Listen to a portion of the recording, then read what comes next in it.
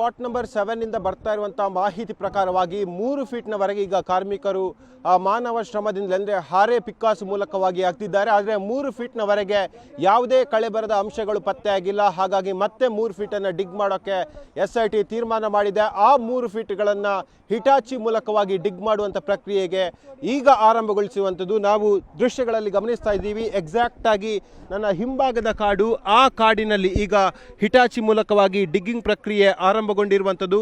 ಮೊದಲು ಎಲ್ಲರೂ ಕೂಡ ಊಹಿಸಿದ್ರು ಸುಮಾರು 3 ಫೀಟ್ನವರೆಗೆ ಹಿಟಾಚಿಯನ್ನು ಬಳಸ್ತಾರೆ, ಆನಂತರವಾಗಿ ಕಾರ್ಮಿಕರನ್ನು ಬಳಸಿ ಮತ್ತಷ್ಟು ಡಿಗ್ ಮಾಡಬಹುದು ಅಂತ ಹೇಳಿ. ಆದರೆ SIT ಒಂದು ಎಲ್ಲವನ್ನು ಪರಿಶೀಲನೆ ಮಾಡಿ ಇಲ್ಲಿ ನಿರ್ಧಾರವನ್ನು ಮಾಡಿಕೊಂಡಿರುವಂಥದ್ದು.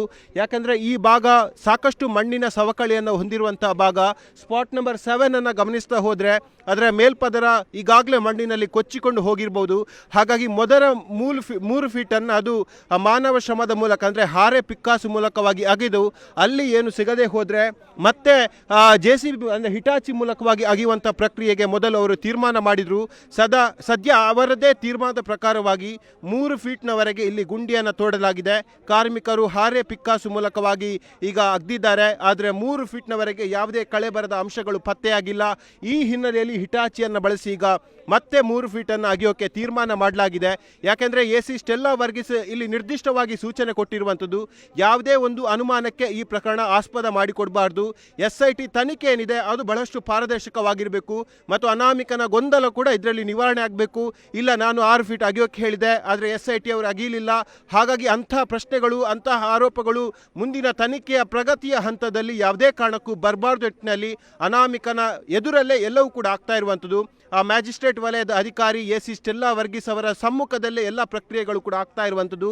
ಸದ್ಯದ ಮಾಹಿತಿಯ ಪ್ರಕಾರವಾಗಿ ಈಗಾಗಲೇ ಸ್ಪಾಟ್ ನಂಬರ್ 7ನಲ್ಲಿ 3 ಫೀಟ್ನವರೆಗೆ ಕಾರ್ಮಿಕರು ಗುಂಡಿಯನ್ನು ತೋಡಿದ್ದಾರೆ. ಯಾವುದೇ ರೀತಿಯಾಗಿ ಕಳೆಬರದ ಅಂಶಗಳು ಪತ್ತೆಯಾಗಿಲ್ಲ. ಹಾಗಾಗಿ ಮುಂದಿನ 3 ಫೀಟ್ ಏನಿದೆ ಅದು ಹಿಟಾಚಿ ಮೂಲಕವಾಗಿ ತೋಡುವಂಥ ಪ್ರಕ್ರಿಯೆಗಳು ಕೂಡ ಆಗುತ್ತೆ.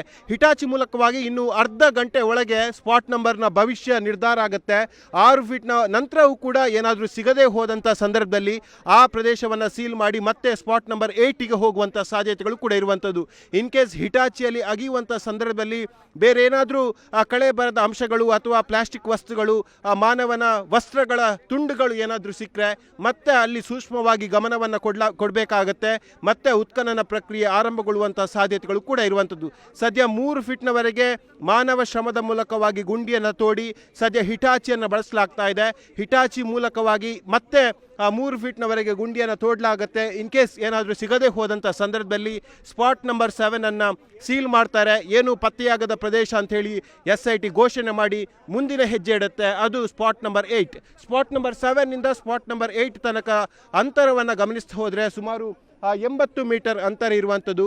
ಕರೆಕ್ಟಾಗಿ ನೇತ್ರಾವತಿ ನದಿಯ ಪಕ್ಕದಲ್ಲೇ ಆ ಸ್ಪಾಟ್ ನಂಬರ್ 8 ಇದೆ. ಹಾಗಾಗಿ ಅಲ್ಲಿ ಕೂಡ ಉತ್ಖನನ ಕಾರ್ಯವನ್ನು ಶೀಘ್ರವಾಗಿ ಮಾಡೋಕ್ಕೆ SIT ತೀರ್ಮಾನ ಮಾಡಿದೆ. ಯಾಕೆಂದರೆ ಸದ್ಯ ಮಳೆಯ ವಾತಾವರಣ ಕಡಿಮೆ ಇದೆ, ಬಿಸಿಲಿನ ತಾಪ ಕೂಡ ಇರುವಂಥದ್ದು. ಇದೇ ಸಂದರ್ಭದಲ್ಲಿ ಈ ನದಿ ತೀರದ ಪ್ರದೇಶಗಳನ್ನು ಟಾರ್ಗೆಟ್ ಮಾಡಿಟ್ಕೊಂಡು ಈಗ SIT ಮುಂದಿನ ಹೆಜ್ಜೆಯನ್ನಿಟ್ಟಿದೆ. ಇನ್ನೇನು ಅರ್ಧ ಗಂಟೆ ಒಳಗೆ ಸ್ಪಾಟ್ ನಂಬರ್ 7ನ ಭವಿಷ್ಯ ನಿರ್ಧಾರ ಆಗುತ್ತೆ. ಏನು ಸಿಗದೆ ಹೋದರೆ SIT ಮುಂದಿನ ಹೆಜ್ಜೆಯನ್ನು ಸ್ಪಾಟ್ ನಂಬರ್ 8ಗೆ ಕೊಡುತ್ತೆ.